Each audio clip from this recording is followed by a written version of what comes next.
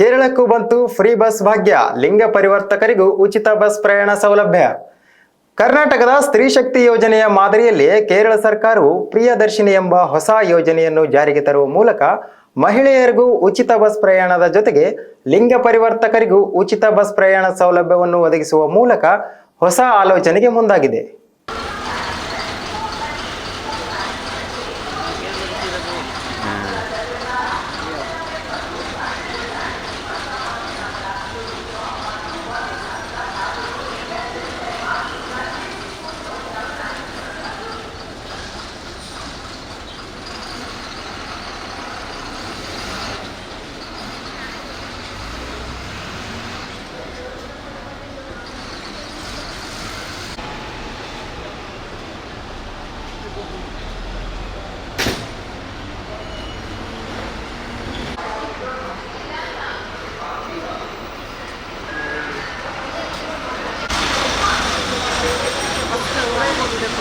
देखो बस बोर्ड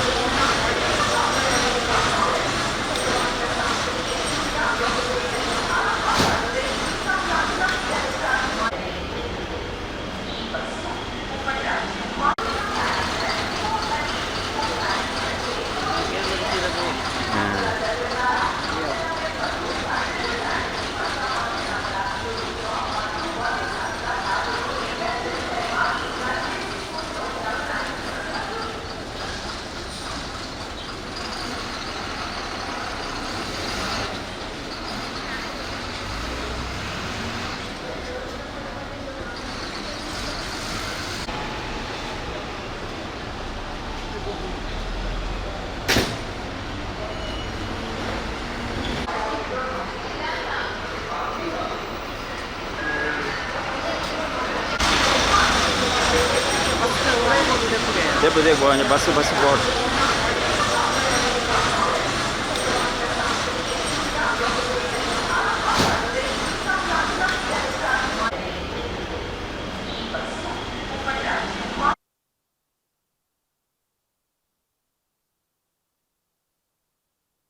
ನನ್ನ ಹೆಸರು ಸಮನ್ಯ ಅಂತ.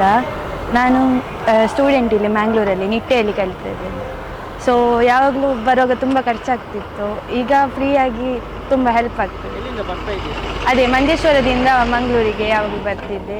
ಈಗ ತುಂಬ ಇವತ್ತಿಂದ ಯೋಜನೆ ಸ್ಟಾರ್ಟ್ ಆಗಿದೆ. ಇವತ್ತಿಂದ ನಂಗೆ ಗೊತ್ತಿರಲಿಲ್ಲ. ನಾನು ಟಿಕೆಟಿಗೆ ಹೀಗೆ ಹಣ ಕೊಡುವಾಗ ಅವ್ರು ಬೇಡ ಅಂತ ಹೇಳಿ ಟಿಕೆಟ್ ಕೊಟ್ಟರು. ಅವರೇ ಹೇಳಿದ್ರು. ಕಂಡಕ್ಟರ್. ನಿಮಗೆ ಗೊತ್ತಿರಲಿಲ್ಲ? ಇಲ್ಲ ಗೊತ್ತಿರಲಿಲ್ಲ. ಈ ಯೋಜನೆ ನಿಮಗೆ ಖುಷಿ? ಖುಷಿ. Thank you madam. ನಮಗೆ ಇವಾಗ ಬೇರೆಯಿಂದ ಬಂದ್ವಿ, ತುಂಬ ಖುಷಿ ಆಯಿತು. ಎಲ್ಲ ಕಡೆ ಆಧಾರ ಇತ್ತು, ಆಧಾರನೂ ಕೇಳ್ತಾ ಇಲ್ಲ. ನಾವು ದುಡ್ಡು ಕೊಡೋಕೆ ಹೋದ್ವಿ, ಇಲ್ಲ ಬೇಡ ಅಂತ ಹೇಳ್ಬಿಟ್ಟು ಫ್ರೀಯಾಗಿ ಕೊಟ್ಟಿದ್ದಾರೆ. ತುಂಬಾ ಖುಷಿ ಆಯಿತು. ಮೊನ್ನೆ ಒಂದು ಟಿಕೆಟ್ ತೊಗೊಂಡ್ರು, ಅದೇ ರೀತಿ ಇದೇನು ಅಂತ ಹೇಳ್ಬಿಟ್ಟು ನಾವು ದುಡ್ಡು ಕೊಡೋಕೆ ಹೋದರೆ ಕಂಡಕ್ಟ್ರ್ ತೊಗೊಳ್ಳಿಲ್ಲ. ನಾವು ಇದೇ ಥರ ಬಂದ್ವಿ. ಕರ್ನಾಟಕದಲ್ಲಿ ಆಧಾರ್ ತೋರಿಸ್ಬೇಕಂತ ಮತ್ತೆ ಇಂಟ್ರೆಸ್ಟ್ ರೇಟ್ ಅವಕಾಶ ಇರಲಿಲ್ಲ. ಹೌದು, ಇಲ್ಲ ಇಂಟ್ರೆಸ್ಟ್ ರೇಟ್ ಕೊಟ್ಟಿದೆ. ಹೌದಾ? ಈ ಬಗ್ಗೆ ತಾವು ಏನು ಹೇಳ್ತೀರಾ? ತುಂಬ ಖುಷಿ ಆಗ್ತದೆ. ಅಲ್ಲಿ ಬೆಂಗಳೂರಲ್ಲಿ ಕಡ್ಡಾಯವಾಗಿ ಆಧಾರ ಇರಲೇಬೇಕು. ಇಲ್ಲಿ ಆಧಾರ ಏನು ಕೇಳಲಿಲ್ಲ. ಒಬ್ಬೊಬ್ಬರು ತೊಗೊಂಡು ಬಂದಿರ್ತಾರೆ, ಮರ್ತು ಬಂದಿರ್ತಾರೆ, ಇಲ್ಲ ಅಂದವ್ರಿಗೆ ಅವ್ರಿಗೆ ಕ್ಯಾಶ್ ಕೊಡಿ ಅಂತ ಹೇಳ್ತಾರೆ. ಇಲ್ಲ, ಹಾಗೆ ಏನೂ ಇಲ್ಲ. ತುಂಬ ಚೆನ್ನಾಗಿ ಎಲ್ರಿಗೂ ಒಂದೇ ಥರ ನೋಡ್ತಾರೆ. ಖುಷಿ ಆಯಿತು ನಮಗೆ ಅಲ್ಲಿಂದ ಬಂದು. ತುಂಬಾ ಖುಷಿ ಆಯಿತು. ಹೀಗೆ ಇರಲಿ. Thank you. ಬರ್ತಾ ಇರ್ತೀವಿ. ಮಗಳು ಮನೆ ಇದೆ ಇಲ್ಲಿ, ಬರ್ತಾ ಇರ್ತೀವಿ ಅವಾಗವಾಗ. ಬಂದು ಅಕ್ಕ ನಾವು ಬರ್ತಾ ಇರ್ತೀವಿ. ಬೇರಿಯಿಂದ